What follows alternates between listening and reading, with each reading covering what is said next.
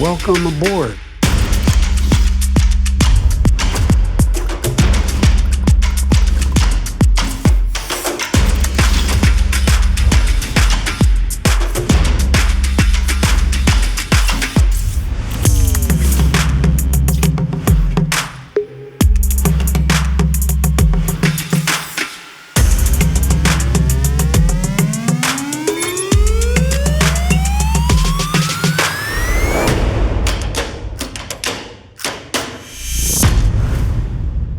Introducing to the stage Axios co-founder Mike Allen. Morning. Good morning. I'm Axios co-founder Mike Allen. Welcome to the debut event for Axios Future of Defense. We so appreciate your coming. Thank you for coming on a tough morning in DC. We're very excited about this event. This is a line of coverage that my co-founders, Jim Vandehei, our Axios CEO, and Roy Schwartz, have been thinking about for a long time. And we found the perfect reporter, Colin Demarest, who you'll meet in a bit, right down front, who's been covering defense back to his days as a pup at the Aiken, South Carolina Standard, part of the Charleston paper. And as Jim and I were talking about people who might carry the torch for future of defense, we were so happy to be able to grab Colin. So the Future of Defense newsletter debut dropped yesterday. It'll be in your inbox every Wednesday morning, right? So just head over to axios.com/newsletters and you can get the Future of Defense. We'd like to thank GE Aerospace for making today's event possible and the incredible Axios events team. So they had a doubleheader. They had an event last night, and this team is amazing, including Sarah Keohane-Gu and the editorial events team. I've been honored to do events around the world with this team. They're always flawless, so appreciate them and appreciate you. Our first guest was the 20th chairman of the Joint Chiefs of Staff, which is the nation's highest ranking military officer, principal advisor to the president, the Secretary of Defense, the National Security Advisor. He was Army ROTC at Princeton, Massachusetts native, still likes Boston guys, has masters from Columbia, the US Navy War College, educated at, also trained at MIT. 24 moves he and his wife did around the world, including Korea when he was in the Army. Next year, he will celebrate 40 years with his wife. Welcome to the Axios stage, General Mark Milley. General Milley.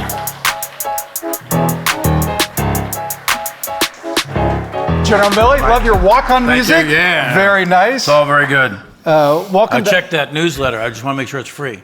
You've got an ironed golden copy on your doorstep. That's right. General Milley, what is the best part of being a civilian now that you are free? Sleep, absolutely sleep. I think in my case, we've got 4 grandchildren, so time management and the opportunity to spend some additional family time, I think, is probably the number one best advantage of being retired. And after being the highest ranking military officer, what do you miss most about having people kiss your ass? Well, I wouldn't have put it that way, Mike. I don't think anyone ever did that, actually, to tell you the truth. I think that what you have is a bunch of real professionals that are willing to speak truth to power and give you good analysis. So I wouldn't have characterized it the way you did, but thank you for doing that. No, the part that you miss is the camaraderie and the folks that you're with are great people, and that's probably the best part. So, General Milley, you're a big part of why Axios is investing in Future of Defense coverage. So you and I and Jim Vandehei sat down together, and this is an area that you have been passionate about going back at least 15 years. And we walked out of that breakfast and we said, like, the world is changing. This is going to be an important part of Axios's coverage. General, you've told me we're on the brink of the most fundamental change in human history. Tell us what it is. Well, most fundamental change in human history in what I call the character of war. So you have to distinguish between the nature of war and the character of war. The nature of war is what Clausewitz talks about, right? So it's a human activity. It's an act of politics. where one side's trying to impose its political will on the other side by the use of organized violence. It involves fear and friction. You're looking at a certain dynamic between the people, the government, and its military. So that's the nature of war, and that's probably immutable. At least most people think human emotions are human emotions. Yeah, so that's unlikely to change, right? But the character of war, what you're talking about there, are the tactics, the doctrines, the technologies, the weapon systems, the leader training. It's all of that. It's the ways and means of warfare, right? So that changes frequently. So every time you get a new technology, that changes. And historically, it's changed many times over the years. But fundamental change has only occurred once in a while. And just to button that up, General, an example you gave me of that is something as simple as putting a bit in a horse's mouth. Yeah, that's right. So if you think historically, and you go way back in time, think about whenever somebody figured out how to put a bit in a horse's mouth and saddle a horse, you had the development of cavalry. When you went from a smoothbore musket to a rifle, that fundamentally changed infantry tactics on a battlefield. When you introduced mechanization and wheeled and tracked vehicles, the airplane, wireless communication, the radio. Rifling versus smoothbore. Right, rifle smoothbore or the mechanization in the 1920s and 30s. These things changed the tactics, the doctrines, the organizations of the time, and they fundamentally changed the character of war. And that can be a big, huge thing. So in the 1920s and 30s, for example, with the introduction of tanks and wheeled vehicles, the airplane, radio communications to connect these two things, you had the development of combined arms warfare. And one country, Nazi Germany, developed them in a very sophisticated way. And they developed an organization, the Panzer Grenadier Divisions, to implement this doctrine, which we today call the Blitzkrieg, which the Germans didn't call that Blitzkrieg back in the day. They matched it to a German way of war, and that allowed them or enabled them to overrun most of Europe in 18 months. 30 miles from Moscow, they went into France, the Low Countries, Norway, the Balkans, Greece, and so on. And they did that very effectively, very quickly, and very violently. So the change in the character of war can have enormous, not only tactical and operational consequences, but strategic consequences. We today, in my view, are in the most fundamental change with the introduction of precision munitions, the introduction of ubiquitous sensors around the world. Every single iPhone out there, GPS watch, Fitbit thing, all of those are sensors. So the ability to see and the ability to hit at range with long-range precision fires, and now increasing speed with hypersonic munitions. And then when you look at the ability to sustain with 3D printing, you look at alternative fuels, you look at all this kind of stuff for sustainment. But your big ones, your two big ones that are emerging very, very rapidly is the introduction of robots, which we've been using for quite some time with unmanned aerial vehicles, drones, as they say. But then combine robots, which will expand beyond drones to a pilotless Air Force, a sailorless Navy, a crewless tank, which is coming in the next 10, 15 years sort of thing. Combine that with the enormous power of quantum computing and artificial intelligence, and you've got some real significant fundamental changes, and all those technologies are available to China, Russia, the United States, and many, many other countries. So the country that optimizes those technologies for military use is going to have a very significant and potentially decisive advantage in an armed conflict. Yeah, General, the phrase that you just used really sticks with me when you said the ability to see and strike with precision at range. Like, that's such a great way to say it and sticks in my mind. Now, you've said AI is the mother of all technologies. Right, yeah. I mean, so, the full potential of AI is still theoretical. It's not here yet. But we're seeing it in the commercial sector very rapidly develop. So, and like all technologies, technologies don't have morality, right? So technologies can be either good or bad depending on how they're employed and used. So with artificial intelligence, it's entirely possible to ingest all knowledge about medicine that's ever been produced in all of human history, and for the AI to assist, say, a doctor to diagnose patients. And it's entirely possible with the help of AI that you could have, you could solve cancer or dementia or Parkinson's or whatever disease it is out there. And you could make some really significant radical advances in medicine. So that's to the good. But there's also the potential for artificial intelligence to be paired with lethal munitions or robots.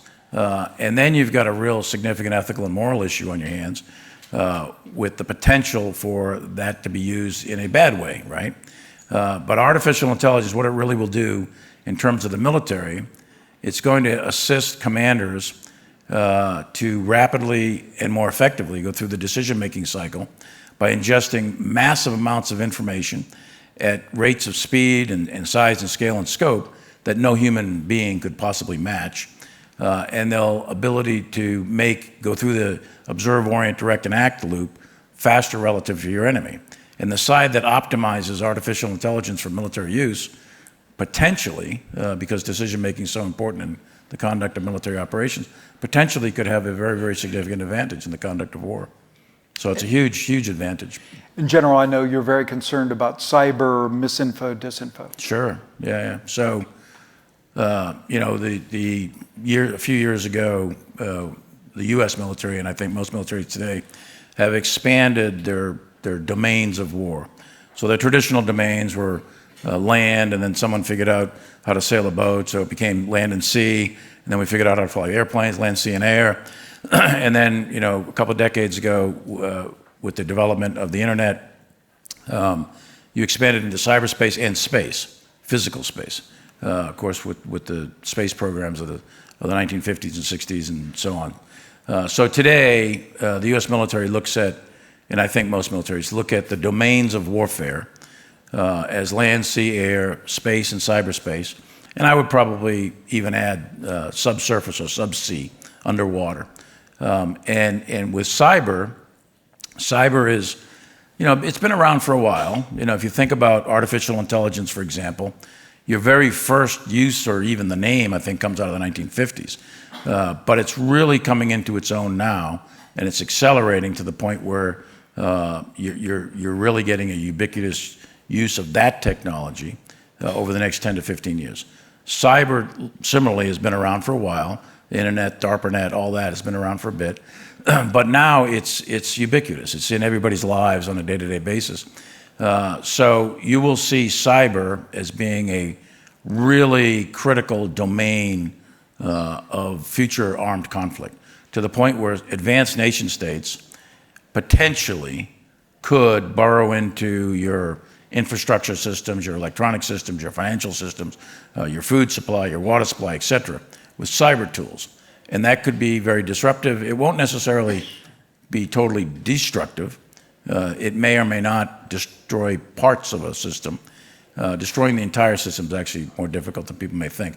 But it will definitely be very disruptive. And that will be a major component of any future armed conflict. General, you look 10 to 15 years downrange. You have an eye-opening prediction about the person power of the U.S. military. Well, I think the U.S. military today is far and away still the most powerful, capable, lethal, ready force of any military in the world. That's not to say that the U.S. military doesn't have challenges, it has problems. That's all true. That's true of any large organization. But taken as a whole, relative to other militaries, the U.S. military today is extraordinary. And 10 to 15 years down the road now, what the U.S. military is going to need to do, and we've identified this inside the military, we're going to have to shift gears here. We're going to have to recognize this change in the character of war. And we're going to have to develop these systems and these organizations at a pace more rapid than your potential adversaries, Russia, China, for example, in order to optimize these capabilities for military use. And if we don't do that, we'll be entering into an era of this change in the character of war with legacy systems that were built for an industrial age when we're in fact in an information and even post-information age. We're in a digital age. So we've got to create organizations, systems, tactics, doctrine, train leaders, recruit troops, et cetera, for this different era. Now, you're not going to automatically eliminate things from the past. So there's still going to be tanks, there's still going to be ships, still going to be aircraft carriers, still going to be manned aircraft in the future. But We're talking about the balance, the percentages of these things in the military force. So I would say that, say 10, 15 years from now, my guess is a third, maybe 25% to a third of the U.S. military will be robotic and will be, and this is land, sea, and air capabilities, and they'll be largely commanded and controlled and driven by AI-enabled systems. And will this be additive, or you think 1/3 of today's personnel will be replaced by robots? That's hard to say in terms of the actual numbers of people sort of thing, but it's going to be a notable swath, clearly. I think it'll be a big change. It'll be a fundamental change, and I would argue that other nations' militaries are going to be similarly designed. But I think you'll see the numbers of human troops, right? Those will probably be reduced as you move towards robotic systems. So, like right now, for example, in the Middle East, Central Command is experimenting with robotic naval forces, surface and subsurface. The Air Force is experimenting with all kinds of unmanned fighter bomber type aircraft, not just the unmanned aerial vehicles that you see. The Army and Marines are experimenting with unmanned tanks and smaller vehicles that can be used in ground combat. But this is not yet here in the scale and scope, but it will be in 10, 15 years or so. Lisa's about to give me the hook, but before, General, I ask you my last question. Colin Demers has a question just as a check on me, just any news that we're making here. So. Thank you, Mike, and thank you, General. Am I on? There we go. Thank you, Mike, and thank you, General. You mentioned 25 to 30% of the military becoming robotic, autonomous. I think that begs the question, should the human always stay in the loop, always be in charge when it comes time to pull the trigger or kill? And then how do you balance machine speed that might be needed with human ethics? Great question. And current U.S. policy is that the human must stay in the loop for decision-making on the use of lethal munitions. Now, robotics can apply to non-lethal things like logistics and convoys and supplies and so on. But for lethal use, U.S. policy is currently the human in the loop. And the reason for that, again, technologies don't have morality, right? They don't have, at least today's technologies don't have morality. So the thought is that humans have some sort of moral or ethical methodology of decision-making, so the human is in a loop. And I would say that robotics in combination with AI and other technologies, that the question you ask is going to have to be debated and determined in the years to come in a very, very serious way, because there's very significant legal and ethical implications, especially in the use of lethal munitions, when you start talking robotics and machines. And you can imagine a future from a technical standpoint. A machine enabled by AI, a robot enabled by AI, could make its own decisions, right? Is that something that the world wants? Is that something the world's ready for? Have we designed the regimes and the rule sets for that kind of employment of force? Clearly not yet. It's an open question. I lean towards human in the loop, and that's current U.S. policy, but I think this is going to be something that people are going to have to come to grips with here in the next decade or so. Good question, thank you. And did you have something else? No, you're good. Okay, great. Close it up. My last thing before... He just said you're good. I'll take it.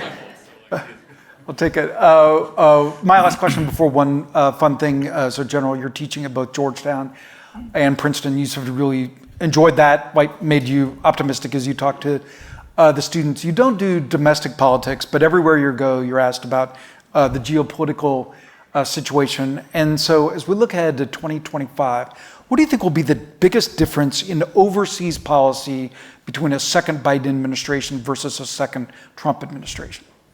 Well, thanks, Mike, for a great opportunity to make no comment. Gotta love it. And I volunteered to come here. So, we're in an election season, obviously a very intense and highly political season.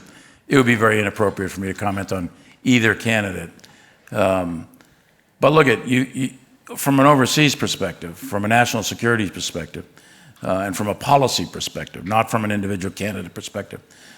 you've got two versions of America's role in the world at play here, and the American people are going to have to decide which version of America's role in the world you want. So with one candidate, you've got more or less what I think foreign policy analysts might term as a Wilsonian foreign policy that dates back perhaps to the days of Woodrow Wilson, 100 years or so, where the United States enters World War I and fights in World War II. And then since the end of World War II, the United States has underwritten the so-called rules-based international order that was put in place at the end of the war in order to prevent a great power war.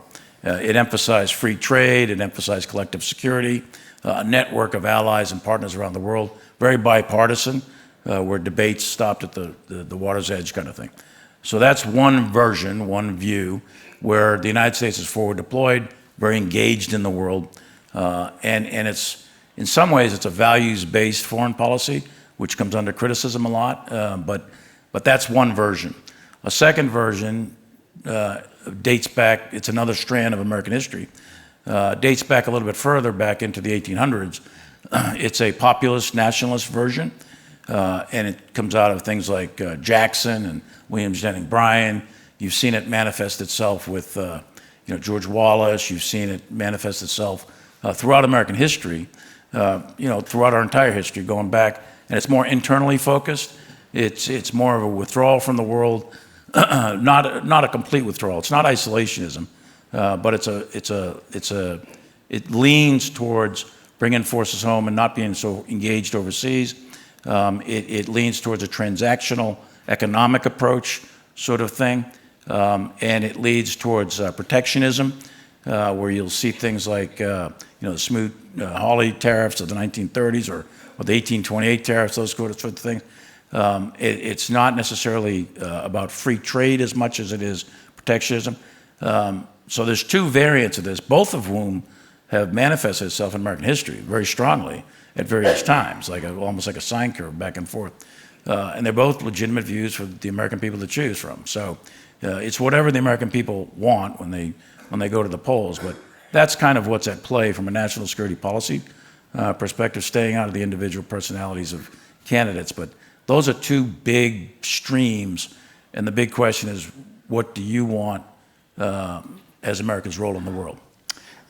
Very fascinating. Super quick, one for the road. General, you're just back from the anniversary of the D-Day landings in Normandy, France. What was the most memorable image moment for you being in Normandy?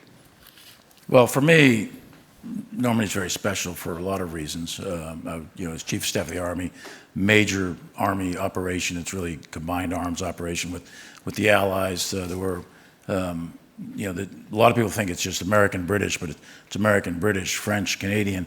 There were actually 28 nations, I think it was, or 26 nations that had troops in some manner, shape, or form in the Allied invasion of Normandy. So it's a huge operation, and for the U.S. Army, it's a very, special part. And my uncle, my father's brother, was actually at Omaha Beach. He was in the Navy, in fact, but he was part of the Beachmaster team that landed at Omaha Beach and directing troops, go left, go right, that sort of thing. And my dad was at Saipan in June of 1944 with the 4th Marine Division. So my dad was the oldest of 10. So my dad's hitting the beach in the Pacific in June 44, and his brother, his number 2 brother, he's hitting the beach at Omaha Beach at Normandy. So for me, it's a personal thing, and it's kind of a really almost spiritual thing to go to Normandy, walk the beach, see the waves, look at the sand, and imagine that time. For the nation, though, and for the Army, it's a massive strategic undertaking with high amounts of risk. 156,000 troops went ashore, either parachuted in the night before or landed with the amphibious landing. We had 195,000 or 200,000 sailors and 7,000 ships offshore. I mean, this was a massive undertaking that then finally led to the ultimate defeat of Nazi Germany. And this was, in my view, we talk about the greatest generation, and this goes back to your foreign policy question. What's America about? Look, we literally liberated France and the rest of Europe at enormous cost in blood and treasure. And America, when I go over there, on this past trip, I spent a fair amount of time at St. Mary Glees. And the French people and many others, there were Belgians there and from other countries, they have never forgotten the goodwill of the American people, the American soldier. And they've always remembered that, and they treasure it, and they celebrate it. And the degree of embracing of America, as a result of World War II is enormous. The second biggest thing is just talking to the veterans.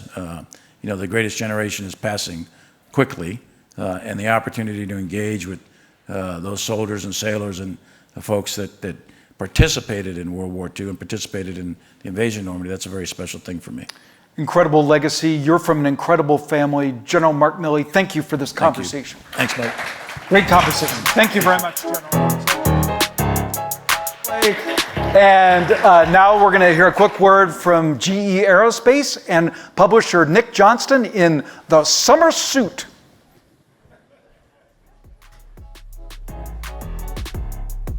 And now it's our View from the Top moderator, Axios publisher Nicholas Johnston. Good morning. Good morning. Yes, it is summer suit season, Mike. Thank you all for being here. This is a huge day for us, the launch of a brand new coverage area for Axios in the future of defense. I thought General Milley did an excellent job explaining really the stakes of how important this is. And so we're very grateful for all of you to being here today to help us with this launch. We're also hugely grateful for our partners who make all of the things we do at Axios possible. So big thanks to GE Aerospace for being a launch partner for Future of Defense. They've been literally inventing the future of defense for, I think, more than 100 years now. So let's take a quick look at a video, and then we'll dig a little bit deeper.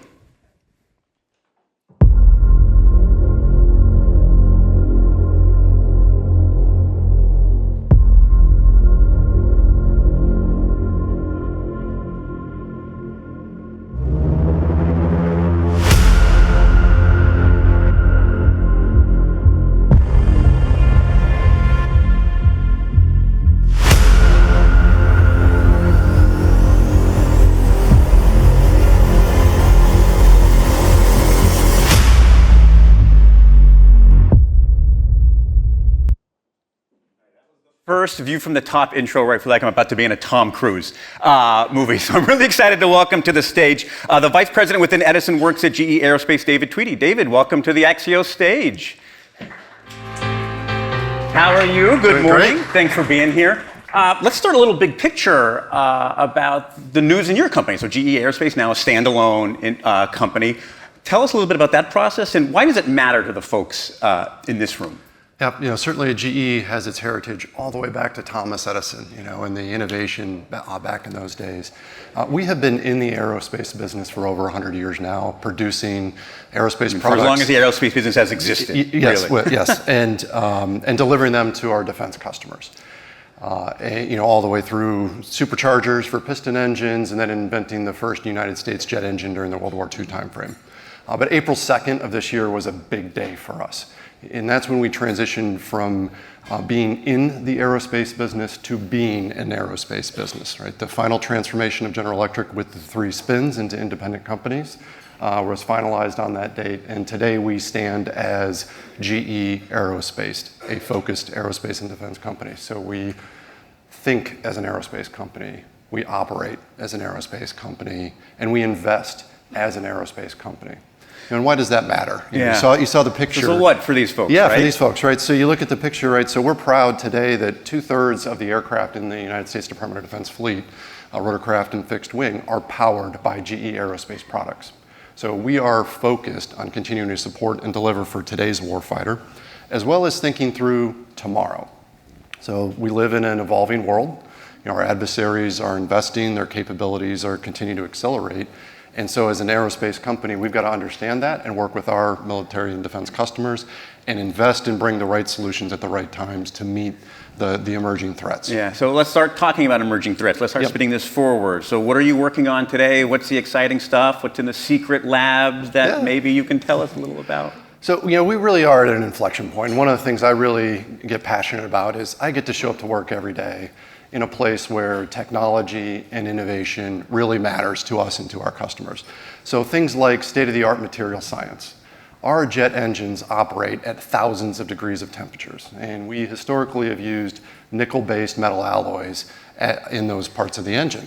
We are transitioning to ceramic-based material systems that can operate 500 degrees hotter than our current material systems. Well, what does that mean? That's more power, more efficiency, at the same durability. It's a generational change, and we're the first company to industrialize those material systems for fielded aerospace use.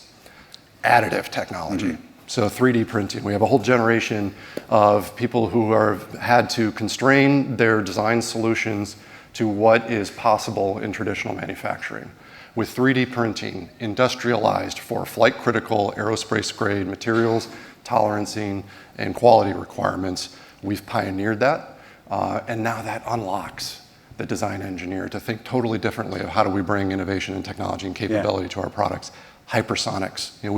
We've been a gas turbine engine company for a long time now, since World War II. A lot of innovation in that space, but just recently we've announced we are demonstrating hypersonic propulsion systems. These things that are theory are now becoming turning science real, fiction right? into reality. Yeah. So right now today we have a full-scale hypersonic propulsion system, dual mode ramjet on test that could directly transition into single-use hypersonic applications. And then when you take that hypersonic propulsion system and you combine it with our historical state-of-the-art gas turbine engines, you can come up with a turbine-based combined cycle engine, which can enable reusable hypersonic vehicles. Right. Things like Top Gun Maverick, if you remember the opening scenes in that. Yes. That's science fiction today, but what we are working on and demonstrating are the building blocks so that we can actually turn that science fiction When into is this, science like a reality. lot of what we're trying to explore in this future of defense coverage is when these things that are theory become real. So when are we getting the Top Gun Mach 10 plane? Yeah, I wish when do these innovations become real? I can't tell you the exact date, but we're working on it so that it's in the time frame of relevance. So when our customers need it. But all these other things, what are the time frames you're looking at? Is when these things that are theory become real? When are we starting to see these changes actually happen? So let's use an example like everything from today to 10 years from now. So let's talk about today. Right. So today we look at the Apache and Black Hawk fleet. Right. So GE is proud to have a robust, reliable power plant that's been powering those applications for decades. The Army realized that what we had wasn't good enough for the future. So can we harness the technologies I was just talking about? Ceramic-based material systems, it's in our new T901 engine. Additive technologies, it's in our new T901 engine. And when you put that together, you can, in the same weight and physical size of today's power plant on the platforms, you can have an engine that is 25% more fuel efficient with 50% more power. The fuel efficiency gives you range and persistence. The power, more payload, right? And it's not just for our warfighters, that are serving overseas and protecting our interests. It's here at home, right? So the Air National Guard, when it comes to disaster relief, disaster recovery, firefighting out west, they use those exact same platforms here to serve our citizens here. It seems like some of this there's a lot of gee whiz excitement about some future of defense things, but there's a little bit which is just taking things that exist now and making them better. Yes.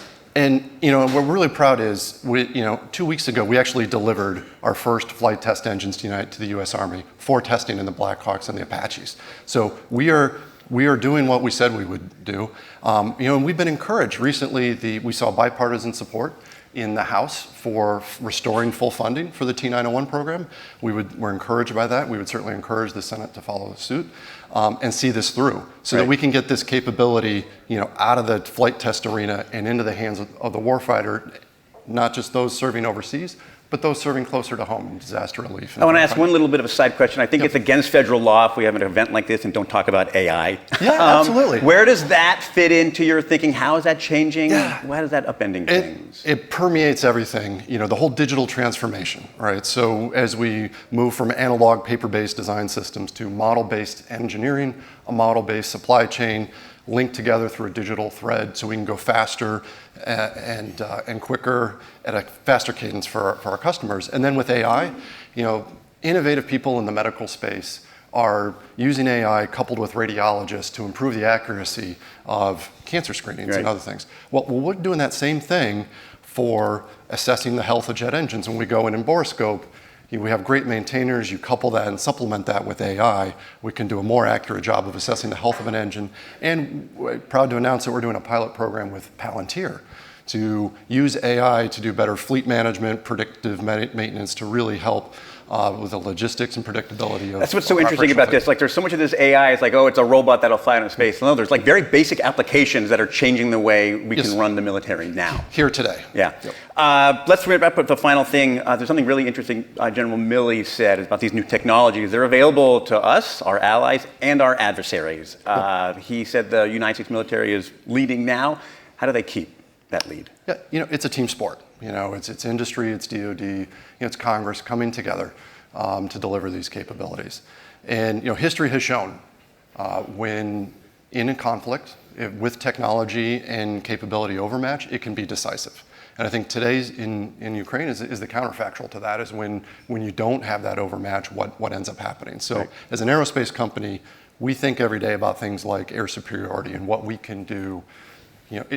For generations, the United States has benefited from air superiority. So we come in every day thinking about how can we not just collectively as that team understand the threat, understand the technologies and the capabilities, harness those into actual products and capabilities, and then get them across the goal line into the hands of the warfighter. I mean, it's very apropos. We're 2 blocks, I think, from the NATO summit right now, and like that's what the topic of conversation is. Absolutely. Right? David, this was an awesome conversation. Thanks for being here. Thanks to GE Aerospace for making this possible. Stick around. Colin's going to continue the conversation. Thank you. Thanks a lot.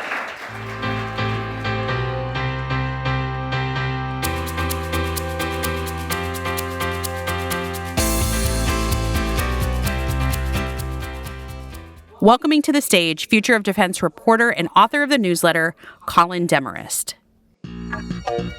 Hi. What's up, everyone?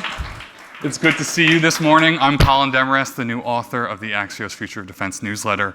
I'm pumped y'all can make it out here and navigate and survive the NATO traffic. I know that can be a bear. We're commemorating the newsletter launch here today. It comes out every Wednesday morning, and if you're not signed up already, I'm kind of angry about that, but you can go to axios.com/newsletters to do so. Our next guest today has been a fierce advocate on the Hill for defense and foreign policy matters. Please welcome to the stage Chairman of the U.S. House Committee on Foreign Affairs, Congressman Michael McCaul. Hey, Colin. Thanks. Chairman McCaul, welcome. Hey, thanks for having me. You were in Taiwan earlier this year. You just met with the Ukrainian president multiple times. And there are pressing questions about Israel's fight with Hamas and Hezbollah. With these wars and other potential flare-ups in the future, how can the U.S. arm and sustain both itself here at home and friends abroad? Is it doing a good enough job right now?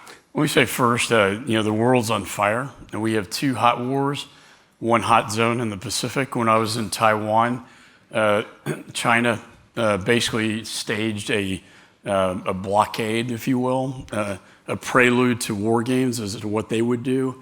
And our Indo-PACOM commander, I met with him to discuss their analysis of what was going on at the time. So it's getting very hostile. To give you some indication of how overburdened and overstressed our defense industrial base is, I signed off on all foreign military weapon sales. I signed off on 22 weapon sales going back 5 years. None of those have gone into Taiwan. So it's a serious problem.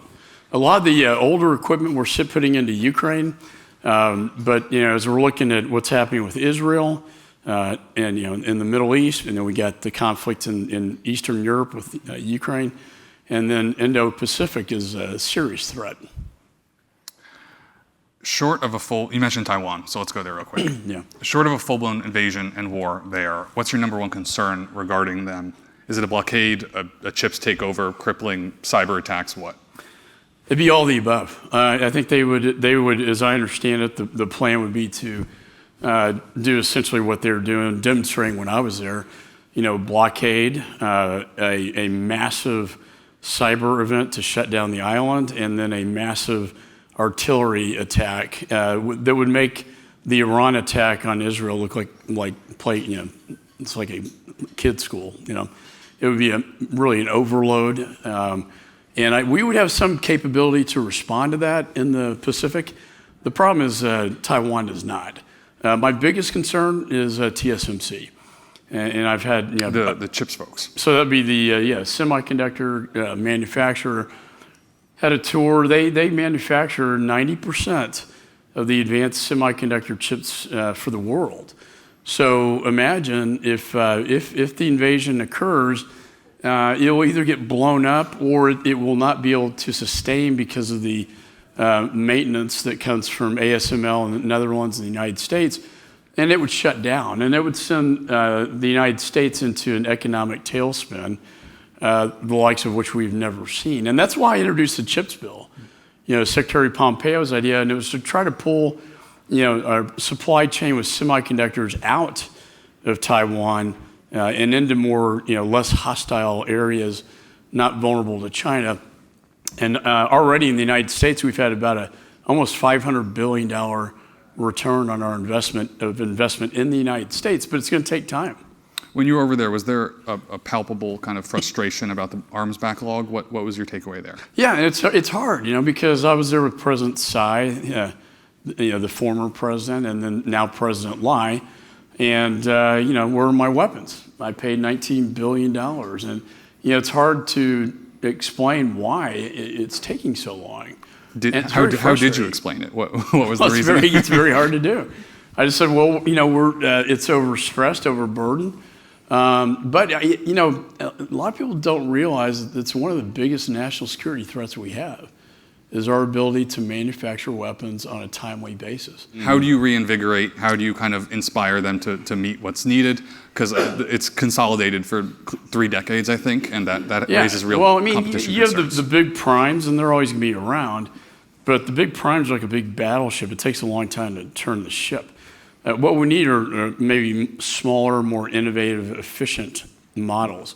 Anduril is a good example, not to pick out just one company, but they've done these drones that are really effective. They try to anticipate what does the defense industry need, and then they build it and sell it to the military rather than waiting for the military to determine what they need, then go through the procurement process, then the letter of agreement. All that stuff takes a long time, and then just to manufacture. Also, another problem are the machine shops. These little shops where they actually make the actual machine parts. So I think we're going to move into a new innovation of the industry that's going to be agile, more efficient, faster. That's what we need. I don't think you meant to plug the newsletter, but we will be writing about that next week. So that's a nice, that's a very happy coincidence there.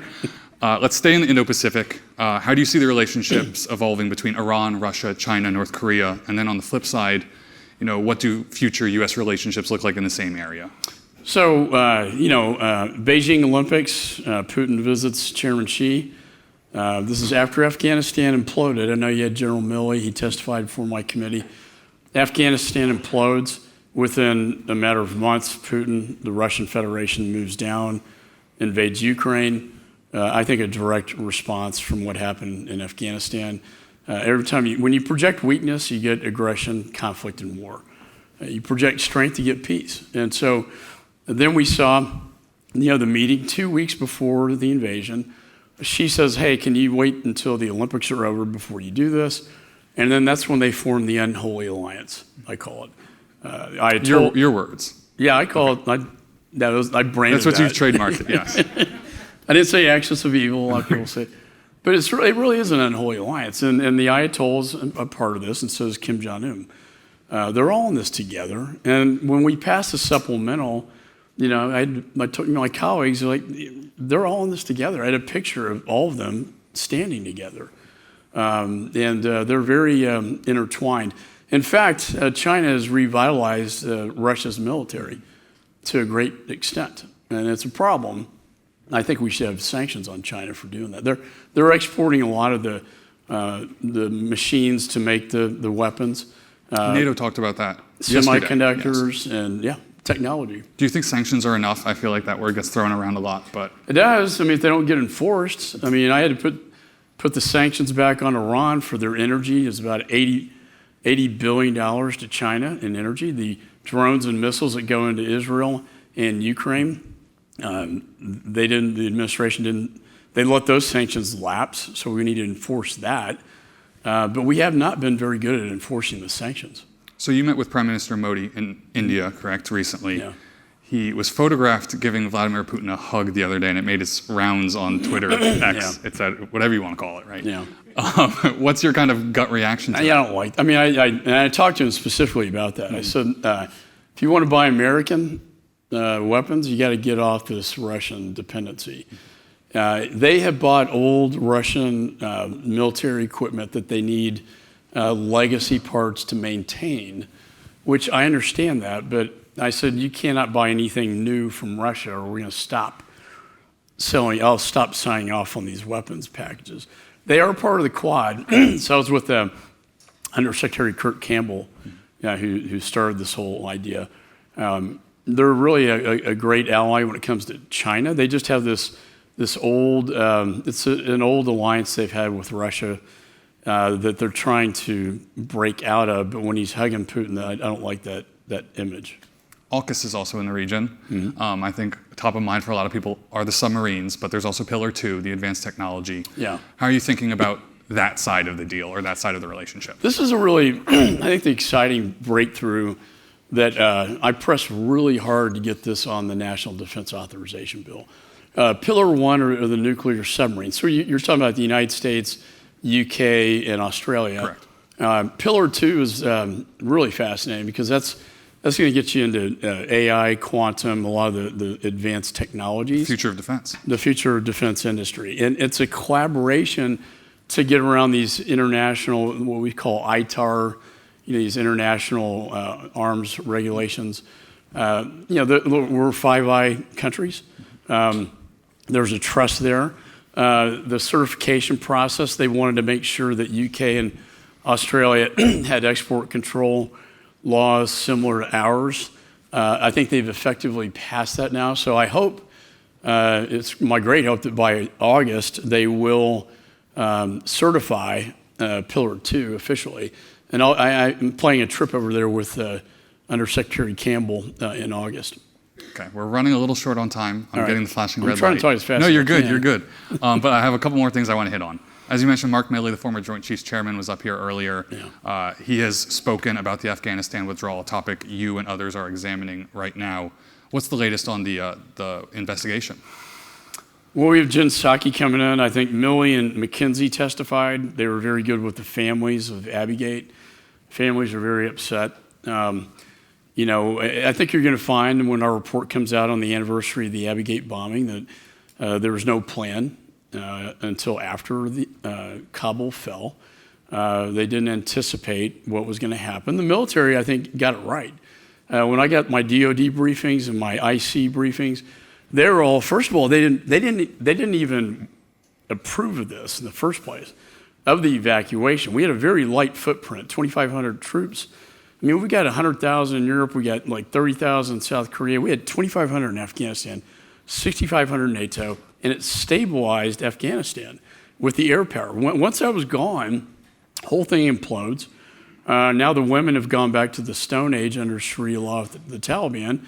And I think one of the most frightening things about it are the thousands of ISIS-K prisoners that were released from Bagram that have now made their way through the southern border into the United States. And I've got the classified briefing on this, so I have to be a little bit careful, but 8 of them got in. They used the CBP-1 app. But they were caught, correct? CBP-1 app. They were interviewed and released. A time later, the FBI, doing good work, caught up with them before they could get operational and shut them down. At the same time, there's an ISIS smuggling ring that has brought 400 people into this country, and we don't know what's going on. We reported about the Jen Psaki interview about the pullout. Real quick, what are you hoping to get out of that conversation? It's really the lies. Like we planned for every contingency. By the administration? Yeah. I mean, either they were tone deaf or, they were not getting fully briefed, or I don't know what was going on, but the public statements compared to what was happening on the ground at the time are so out of whack. They don't add up. Like, oh, we're not going to have helicopters off the embassy like Vietnam. We plan for every contingency. It's going to be very orderly and efficiently. I didn't see that at Abbey Gate. In fact, it was chaos. And the Americans left behind and the Afghan people that were murdered at the gates, and sadly, the women that now are under this horrible Taliban regime. So a complete tonal pivot here, but we're out of time. One for the road, as Mike says. Favorite song, album, or artist? Oh, God, you didn't. You really didn't. I got a surprise answer to this the other day when they said like country pop. I thought I didn't think no, that. well, I'm going to see Patty Griffin I'm not a at listener. the Birchmere tomorrow night, but she's from Austin, where I live. But I'm kind of I'm just kind of a Beatles, Rolling Stones, who kind of guy. I grew up in the. I'll say Rolling Stones is better than the Beatles, and you guys can yell at me after the fact for saying that. So, Chairman McCall. Thanks so much. Thanks for coming. Appreciate it. Sorry about that. No, you're totally fine. Out that way. So our final guest this morning works closely with the President Biden and other administration officials on everything tech and cybersecurity. Please welcome to the stage Deputy Assistant to the President and Deputy National Security Advisor for Cyber and Emerging Technologies, Ann Neuberger. Welcome. Ann, I tried to memorize my script last night, and your title was my stumbling block, so apologies for looking at my cards for a little long there. Skip any parts. Hopefully the ride wasn't bad over here. Let's get right into it. You have a large portfolio. Cyber, emerging tech, national security can mean a lot of different things to a lot of different people. If we zoom in, where do you see the future of defense going, especially in the so-called gray zone, where cyber, electronic warfare, information warfare all blend together? Thanks so much, Colin. And Yes. it's really great to be here. And there are so many new tensions and dilemmas in the space, so it's good to see this Axios effort talking about it and putting those issues on the table.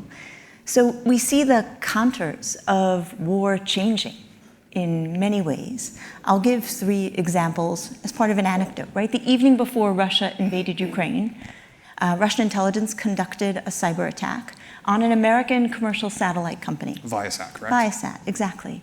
To disrupt, the company was providing communications to Ukraine's military, and the Russians wanted to disrupt that. And indeed they did, as well as tens of thousands of homes across Europe and businesses that also use this commercial satellite company.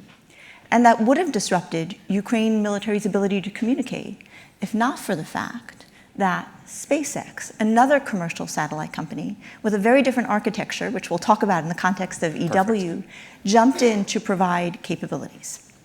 Similarly, the evening before the invasion, Russia conducted a wiper, a destructive cyber attack to essentially erase all the data across Ukraine's military, government systems as well. And similarly, what enabled Ukraine to quickly recover was not only American and European cyber defense companies, but moving all their data to a commercial cloud to be resilient to that, to counter that attack. So you see both the offense and the defense. And finally, today we see just broader disinformation, hybrid warfare by Russian actors, both government hacktivists, criminals across Europe, the US, NATO. So taking that away, the geography of the battlefield has really expanded. The number of players, the kinds of tools, and what's considered a target, and really collapsed homeland and military. Second, we really see, we always thought about small numbers of high-end capabilities versus large numbers, as we saw in a SpaceX context. And then finally, the role of information. So those 3 things are part of this contour of war changing. In that same framing, where is the U.S. the strongest? Where is the weakest? Obviously, the latter is a little more sensitive, but I'd like to get your thoughts. Such an interesting question, because when you say where is the U.S., really one of our strengths is the power of innovation coming out of our private sector. And we want to play to our strengths in this new contour of war. So how the U.S. government, how the military works with the private sector needs to be. Those are some of the most radical transformations, and that's been a long time issue that we've talked about, the role of procurement and acquisition. And I think it's so interesting when you think about our strengths that innovation is key. And when we think about an area where we are weakest, to your point, it's scaling industrial manufacturing. When we look at the US vis-a-vis China, what does China do? China scales, right? China's become the manufacturer of America. President Biden has been trying to bring back some of that manufacturing for really strategic technologies. But as we think about our strength, it's innovation. It's being at the cutting edge. It's the US government and private sector working together in new and innovative ways. When we think about an area that we probably are less strong, it's that scaling at industrial manufacturing. Let's stay with the partnerships theme here. What's needed between the military, intelligence community, and private sector to get kind of this digital defense, digital awareness, info sharing right? I know that's a big focus for you and the administration. You know, it is. I'm going to use the SpaceX in the Ukraine context Let's go back there. Example, because it speaks, we can learn so much from examples in practical ways. What made the SpaceX capability so resilient to Russia's advanced electronic warfare capabilities is, we launched sophisticated communication satellites that we expect to be up there for 20, 30 years. What SpaceX did was launch thousands of satellites, all mesh connected, that they expect to be up for 4 years. So it takes less time to test and deploy. You can launch innovation faster. And if an adversary jams 1, 5, or 10 satellites, the communications can continue to move on the other. So it's much more resistant to electronic warfare. So what's needed between military intelligence and the private sector is an ability, when we see innovation in architecture like that, to operate with that, to pull that into our ability to project power, and also to think about how we help protect some of those ecosystems. Are there, I know there are struggles with classification, getting, secret, top secret, unclassified. How do you deal with that when you're jumping between commercial, military, and intelligence community, which is among some of the most sensitive stuff out there? So, I spent more than 10 years at the National Security Agency. I led NSA's intelligence operations, deeply value intelligence operations. But we're now seeing a poor man's intelligence, right? There's now commercial SIGINT and GEOINT capabilities that really rival in many ways what traditionally the intelligence community produced. So the role of classified information has changed dramatically. First, we want to ensure we're fully aware of that poor man's capability. In many cases, partners tap into that instead of us trying to work out how to share classified information. And then guiding our intelligence community to really integrate those new sources of open source, of generated information in an AI context, and SIGINT to be a more high-end differential capability versus saying, oh, it's classified, it's always going to be better. That may not be the case. It may not be unique anymore. What makes us have a differential intelligence capability is using AI to process data faster, of course in line with our values and laws, and integrating all different kinds of data faster to meet a particular issue. You brought up AI, so I'm going to follow up on this. What does success look like for the federal government when it comes to artificial intelligence? Is it education, guardrails, something far more serious? And then I have a follow-up, but I'll reserve for now. So it's all of the above. When President Biden issued his executive order, there were 3 words there or 4 words, but they really convey exactly the answer to your question, which is, safe and responsible AI. It means we need the innovation, reading right to left. AI can make a difference. You talked about education. When a teacher is teaching a classroom of 25 kids, many of those kids have different learning styles. AI can help customize that so each child can learn in their unique way, right? Clearly value there. But when we think about safe and responsible, which parent doesn't want to know that AI that's generating questions for their child has been trained and is safe in terms of the kinds of questions, even if it's customized for that child? So the role of the executive order, the US government's approach, has been to work with the private sector, both to hold them accountable for the things they need to do, to be testing, transparent on what data things are trained on, but also our role in both guiding and in eventually thinking about where regulation is appropriate, working with the Hill. Regulation. Perfect segue into what I'm going for. Is global governance or even consensus feasible or worthwhile? You have these accords out there that dozens of countries have signed on to for reasonable ethical use of AI and autonomy. There's some big names missing from that signing, China, Russia, namely. Where do you see global governance going with this? There's a lot that's really important in global governance. There's a reason the United States put such work into, leading the first UN resolution on AI and gathering as many countries as we could to join us, and a large number of countries did. And then there's a role for each country to use its model across the spectrum of tech and innovation all the way through to regulation to play to its strengths. In the United States, one of our strengths really is our innovation. It's no surprise that some of the most capable, whether open source, open weight models or commercial models, have come out of US companies. So we want to ensure that those models are both trustworthy, are safe, and also that we're leading in innovating both in the national security context, how we use them in line with our values, in our defense, in our intelligence. It'll be a game changer in intelligence, as well as across our economy and in civil society applications as well. I look at one example. My husband and I have been involved for many years with an ALS charity. It's heartbreaking. In ALS, a person's mind is there, but their body degrades. And now there are this not-for-profit, the work that it does is it allows people to voice bank. Somebody who gets diagnosed can speak words, save their voice, and then later, even just banging their head or blinking their eyes can be translated to their voice speaking. Imagine that for them, a mind locked in a body that's no longer able to do what it does, and imagine that for their loved ones. You mentioned trustworthy, transparent models. The U.S. Army at one point was talking about an AI BOM, B-O-M, bill of materials, similar to a software bill of materials. Has that percolated up to your level? Do you have any thoughts about that sort of transparency or how that might work? Such an interesting idea. So as you know, we've been, in the software context, the administration has been pushing hard on software BOM, bill of materials, real progress made in the president's first executive order. What's so interesting about bill of materials is it tries to give the ingredients to help people who are using tech, whether it's software or whether it's AI, know what's in there. So for example, on the Hugging Face platform with open source models, people put the contents, what data it's been trained on, how it's been red teamed and tested. So in that context, it's absolutely helpful, bringing transparency so people can assess, do I want to trust this model? A company can assess, here's a model that purports to help with hiring. Well, has it been trained on data that fully represents a real population set? NATO is in town, if you couldn't tell, and I've probably mentioned it 6 times by now. I think everybody here has experienced the traffic. Who has not experienced the traffic? Then you have your own quadcopter. The best time to bring big meetings to town is in the middle of a heat wave too, so that's great. What does cyber cooperation across the alliance look like these days? What's on the table? What's not on the table? What does the conversation largely look like? 2 core things, both capability and broader deterrence. I'll give an example here.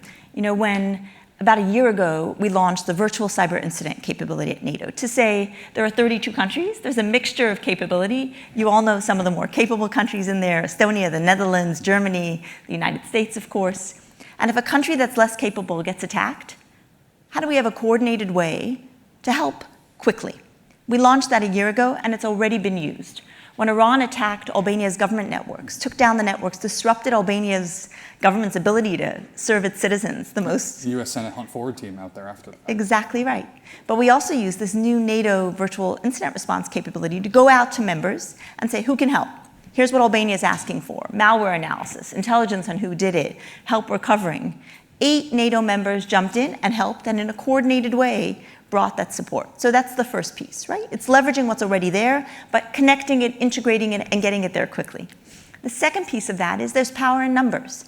And a big part of making a more secure cyberspace really is countries calling out a country that violates international norms. There are norms in cyberspace, and Iran's attack on Albania violated that. You can't just attack and bring down a government via cyberspace.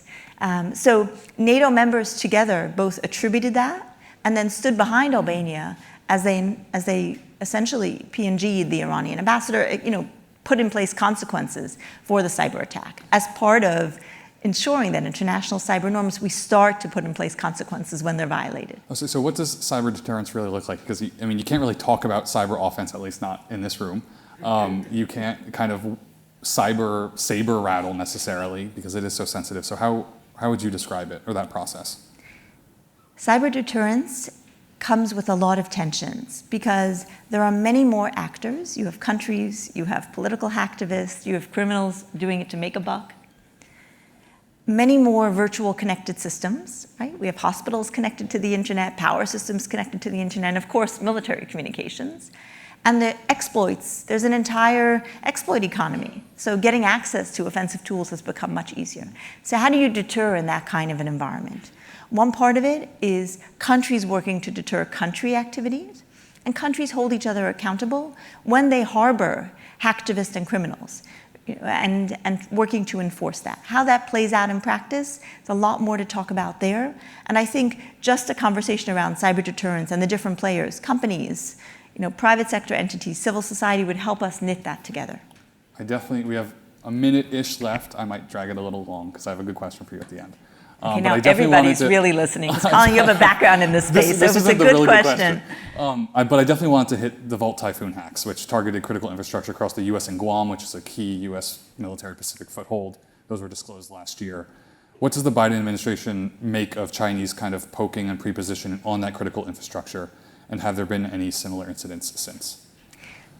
The geography of the battlefield, like we talked about earlier, in terms of the changing nature of war, the geography of the battlefield has expanded. One of the things that's been interesting to me in my years, I've worked both offense and defense, and we started to see that the vulnerabilities in our infrastructure, the fact that our hospitals are rated the lowest of all sectors in terms of their cybersecurity, became a strategic vulnerability. So when China thinks about potentially a crisis or a conflict, and shaping America's ability to fight, both our public support for a fight, our military's ability to deploy, they preposition in infrastructure, in our ports, because our military ships from the same ports as we ship cars, in our power systems, as part of potentially disabling or disrupting them in a crisis or conflict. That's the reason President Biden has made such a push on putting in place minimum cybersecurity requirements across critical infrastructure and in partnering with companies, because our nation's power, water, hospitals are all operated by private companies. So the government's need to work closely, to share intelligence, to hold accountable for those minimum cybersecurity, and also to launch efforts where we can. So you may have seen we launched a free effort of free cybersecurity for the nation's rural hospitals, the poorest ones and the ones where if they're disrupted by a Russian cybercriminal sitting in St. Petersburg, American citizens may have to drive hours to get to another hospital. So that's the reason we launched that free program to the 1,800 rural hospitals across the country. So I asked Chairman McCall what his favorite song... I see wrap up. I know, I'm getting there. I asked him his favorite song, album, musician, but I'm not going to ask you that. I'm going to ask you the... do you have one off the top of your head? I do, but keep going. Okay, you can tag team it. What's an AI myth we can dispel today, aka, when are the killer robots seizing power? People often think about AI and they compare it to nuclear. We're in a race. Who's going to be there first? It's some game. It's a zero-sum game. I think it's more like cyber, the way we talked about it, where there's a range of capabilities and a range of things that can both bring value and that we worry about. Here's what I mean. I was talking to some folks at Deere, the tractor company, and they said, we're deploying AI to our tractors in the middle of farmlands across America, because when we're doing irrigation, we want to know, did it rain yesterday? Is it going to rain tomorrow? Do the crops look dry? Do they look sick? Those are models at the edge. They need to be low power, low compute, able to deploy. Think about the value of that, not only in the US, but in increasing food production in an era of extreme weather, right? Hugely valuable.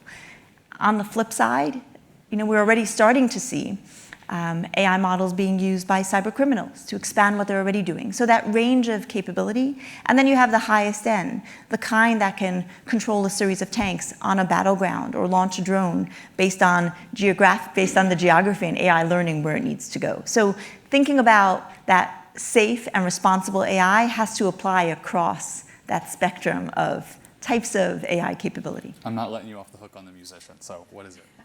So, I must admit, my love is, it's Hasidic music, which is more like, Jewish gospel music. Okay. It was the music of poor people in Europe 100 years ago. So there's a lot of beauty, there's a lot of hope and yearning for a better day. So that's the music that talks to me sometimes at the end of a long day or at the beginning of one when you're motivating yourself to go in there. Like on the way here. Exactly. Not here. Well, I think our time is up there, so we're going to have to leave it there. Thank you for joining me. Could we get a round of applause for her? Thank you, Colin. Thank you very much. And if you just stay seated for a second. Thank you again to you all for showing up here today, and thank you to our sponsor, GE Aerospace. Thank you to our Axios events team. and the Eaton as well, of course. One fun thing, if you're going to the Republican National Convention next week, so are we. And we're hosting a bunch of events July 15 to 17 with a packed speaker lineup. If you can join us, go to axios.com/events or come see one of us after the fact here. Thank you again for joining us. Please stick around, mingle, come grab me, come yell at me about my Rolling Stones hot take, whatever. I'll see you guys around. Thank you.